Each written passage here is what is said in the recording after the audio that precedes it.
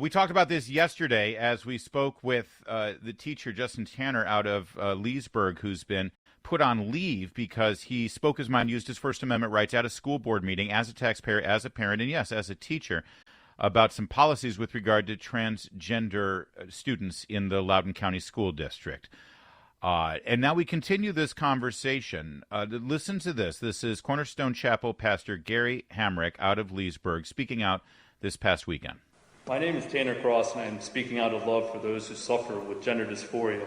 60 Minutes this past Sunday interviewed over 30 young people who transitioned, but they felt led astray because lack of pushback or how easy it was to make physical changes to their bodies in just 3 months.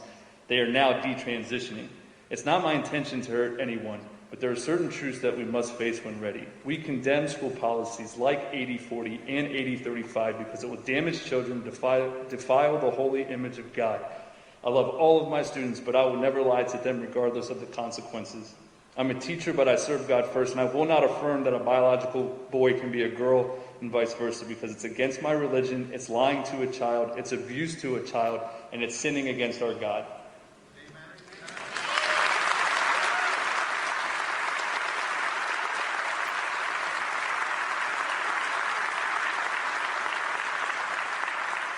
Now, beautifully said, but for saying that, he was placed on administrative leave.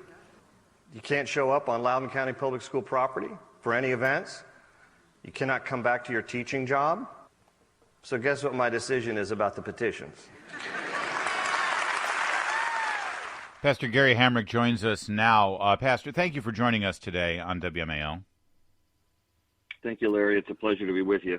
You know, when you hear that, you can hear the overwhelming response from the members of your congregation there at Cornerstone Chapel in Leesburg. This sounds like clearly something that is worthy of your attention and your advocacy. So are you surprised that there's some sort of controversy over this? Yeah, you know, I mean, it's an odd day in which we're living when you can be receiving so much backlash as I have over just simply wanting to stand up for a person's First Amendment right for free speech and to protect children from what I consider to be a harmful ideology. So, you know, yeah, it's somewhat surprising, but, you know, that's why I do what I do, I guess. Pastor, you used the term emotional child abuse with regard to the policies set forth by certain members of the Loudoun County School Board. And a lot of people are grabbing those three words, emotional child abuse, and is saying that's inflammatory, that's too far. Would you like to expand on that and sort of explain how you got there?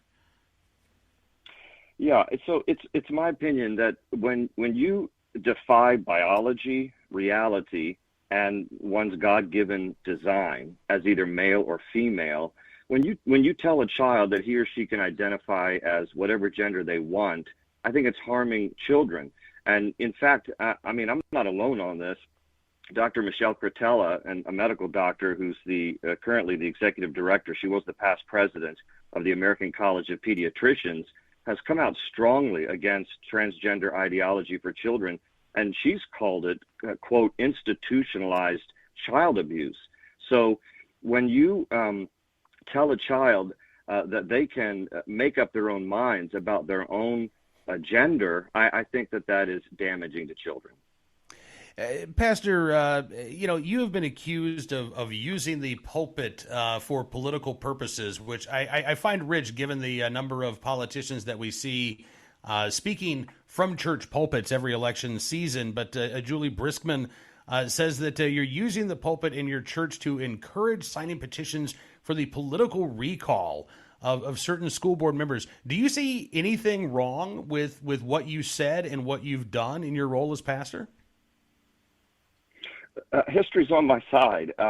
You know, some people think that the separation of church and state is in our founding documents. That phrase, separation of church and state, is nowhere in our founding documents, Bill of Rights, or Constitution. That phrase was used by Thomas Jefferson in 1802 when he wrote a letter to some Baptists in Danbury, Connecticut, because the Baptists in Connecticut were afraid of government intrusion. And so Thomas Jefferson clarified the First Amendment, and he said to the Danbury Baptists, listen, there's a wall of separation between church and state, And he was trying to explain that the First Amendment is given not to keep the church out of government, but to keep the government out of the church. But now people have interpreted this as, well, if you're a believer, if you're a Christian, if you're a person of faith, whatever faith it might be, that you somehow should be silenced and your voice is not legitimate, and, churches should stay out of political things. Larry, the fact of the matter is the Loudoun County School Board made it political, not me. If they would just stick to reading, writing, and arithmetic, the basics that I grew up with, if they would just stick to those basics and they wouldn't get into this lane of sexuality and gender identity, then I'd be fine. I wouldn't need to say anything. But once they cross over into areas that I believe are God-ordained, God-designed, when we talk about sexuality and gender, then as a pastor, I'm going to speak up. Amen, if I may say, Pastor Hamrick. This is Pastor Gary Hamrick from Cornerstone Chapel in Leesburg, and I just want to pull on this thread a little bit further because, as Cam points out, Juli Briskman is a sitting supervisor for Loudoun County. Obviously, she has a lot of power and influence in terms of your interactions with the government. You're a small business operator there with your chapel.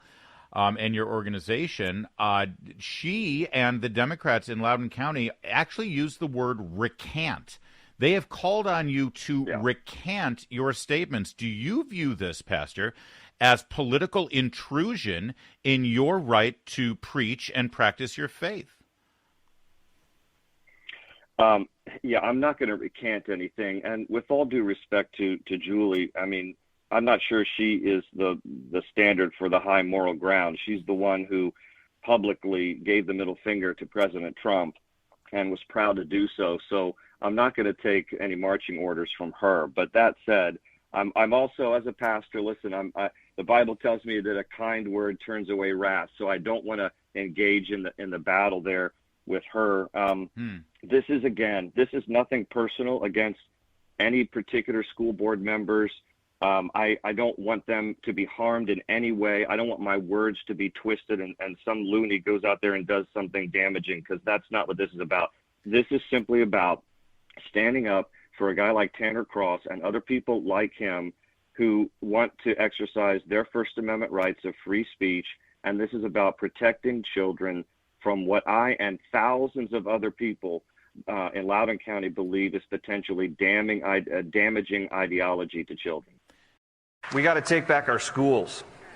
Cornerstone Chapel Pastor Gary Hamrick, in a presentation he gave to his congregation in Leesburg, that statement, "We got to take back our schools," now being taken as a political statement. There's nothing more grounded in the American tradition of faith-filled Americans wanting to be engaged in important issues, most important, the education and well-being of our children, than anything else. If that's political, then okay, fine. But to me, that's just called being an American parent caring for your kids, and certainly Pastor Hamrick agrees. But Pastor, I do want to sort of dwell on this question, though. Many of us with our faith, we are trying to protect our children from this new definition of gender and some of the very damaging, we believe, medical decisions that are being inflicted on children at even a prepubescent age with regard to this gender dysphoria issue.